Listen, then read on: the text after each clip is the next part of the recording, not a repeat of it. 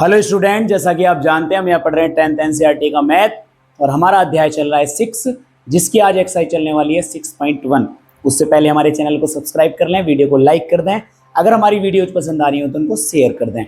उम्मीद है कि बेटा इस वाली वीडियो पर आने से पहले आपने हमारी इंट्रोडक्शन वीडियो जरूर पढ़ ली होगी, क्योंकि जिन्होंने भी इंट्रोडक्शन वीडियो को अगर अच्छे से पढ़ लिया होगा तो वो इन वाले जो एक्सरसाइज के सवाल हैं उनको बहुत आसानी से कर लोगे और कुछ ही टाइम में वो सारे सवाल हो जाएंगे। तो आप अगर अभी तक आपने वो वीडियो नहीं देखी है तो जाकर सबसे पहले इसका इंट्रोडक्शन पार्ट जरूर देखेंगे, ठीक है ना।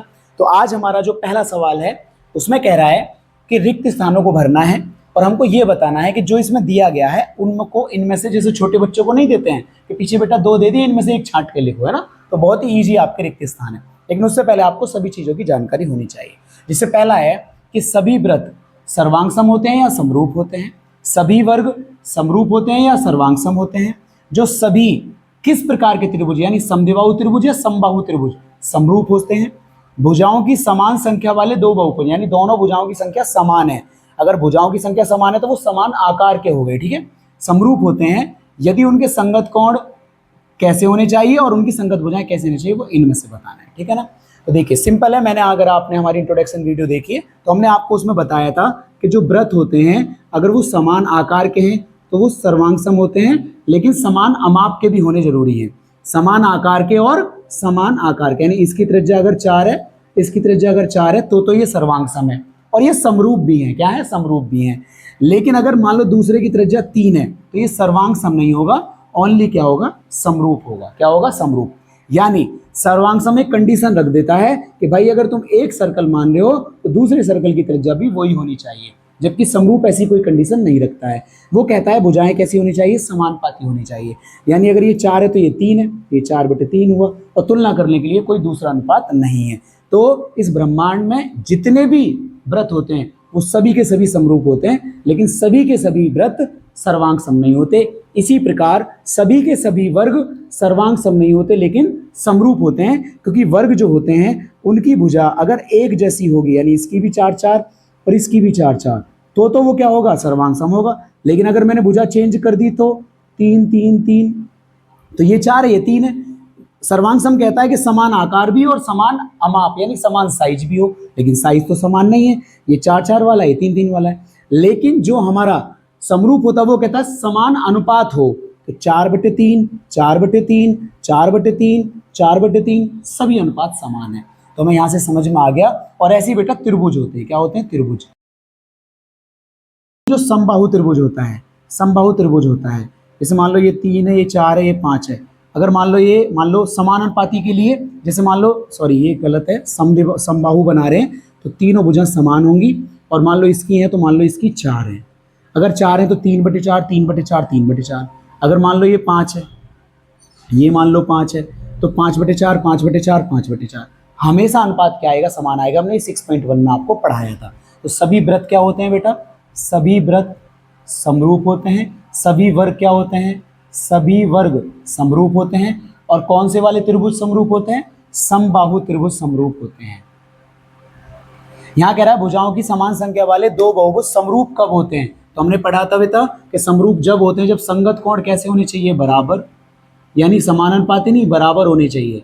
और जो भुजाएं हैं वो अभी हम इतनी देर से बता रहे हैं कैसी होनी चाहिए? समान अनुपाती होनी चाहिए। तो बेटा मैंने थोड़ा सा इंट्रोडक्शन दोबारा से दे दिया था, वरना फिल इन द ब्लैंक्स वो हमारे 6.1 से सभी मैच खा रहे हैं जो हमने इंट्रोडक्शन वीडियो दी थी आपको। अब चलते अपने नेक्स्ट दूसरे सवाल पर। तो ये है बेटा आपका दूसरा सवाल, जिसमें कह रहा है कि 2 भिन्न भिन्न उदाहरण दीजिए समरूप आकृतियों को और ऐसी आकृतियां जो समरूप नहीं है। बड़ा सिंपल है, हमें 2 भिन्न भिन्न उदाहरण दे रहे हैं यानी समरूप आकृतियों वाले देने हैं। तो पहले सवाल में जो समरूप आकृतियां, तुम्हें पता है कि आप है ना कोई से भी 2 व्रत ले लीजिए। जैसे आपको भिन्न भिन्न उदाहरण देने हैं तो आप व्रत ले सकते हो, सभी व्रत। क्या? सभी व्रत ले लो। आप सभी वर्ग भी ले सकते हो, आप सभी समबाहु त्रिभुज भी ले सकते हो, ठीक है, सभी समबाहु त्रिभुज भी ले सकते हो, ठीक है ना। ऐसी आकृतियां जो समरूप नहीं है, यानी ऐसी आकृतियां देनी है जो कभी समरूप ही नहीं हो सकती। तो आप एक समझ लो कि हमने कोई उदाहरण लिया पहले वाले में कि हमने एक तो ले लिया त्रिभुज, एवं एक वृत्त, यानी एक त्रिभुज और अगर एक वृत्त लोगे तो ये कभी भी क्या नहीं हो सकती, समरूप नहीं हो सकती। मान लो कोई दूसरा उदाहरण और देना है तो कुछ और दे दीजिए। जैसे मान लो एक ले लो आप वर्ग और एक ले लो आप आयत।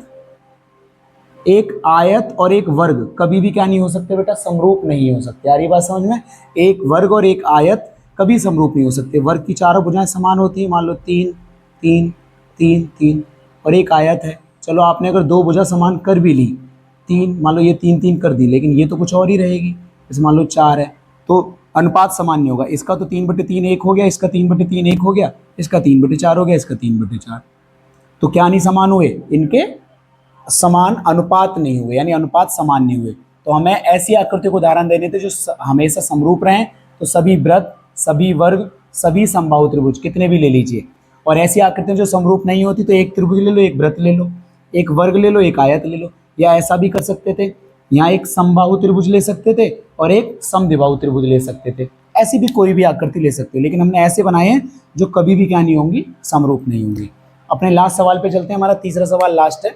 दो चतुर्भुज आपको दे रखे हैं और कह रहा है चतुर्भुज समरूप है या नहीं। तो एक बात देखेंगे गौर से, देखिए यहाँ 1.5 1.5 1.5 1.5, यहाँ 3 3 3 3, देसी भाषा में समझो तो 1.5 1.5 1.5 1.5, और यहाँ 3 3, तो सब दुगना है, 1.5 दूनी 3, यानी 1.5 का दुगना होता है 3। तो रेशो तो सबका समान है, यानी अगर आप देखोगे रेशो तो 1.5/3, 1.5/3, 1.5/3, 1.5/3, यानी सभी का अनुपात बेटा 1/2 आ रहा है, क्योंकि दशमलव हटाओगे तो 0 लगेगा, 1/2, तो सभी का अनुपात कितना आ गया, 1/2, यानी अनुपात समान है। भुजाओं का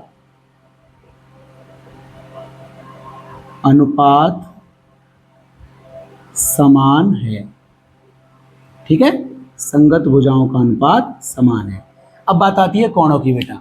देखो ये वाला थोड़ा तिरछा चित्र बन रहा है, यहाँ कभी भी ये 90 अंश नहीं हो सकता, ना ही ये 90 अंश होगा, 90 अंश से अलग होगा। लेकिन ये चारों कैसे हैं, 90 अंश हैं, यानी सारे के सारे समकोण हैं। तो आपको दिख गया होगा कि जो कोण हैं वो समान नहीं है।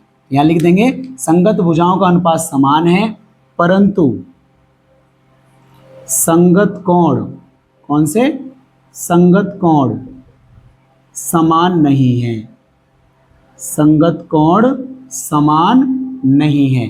अतः चतुर्भुज समरूप नहीं है।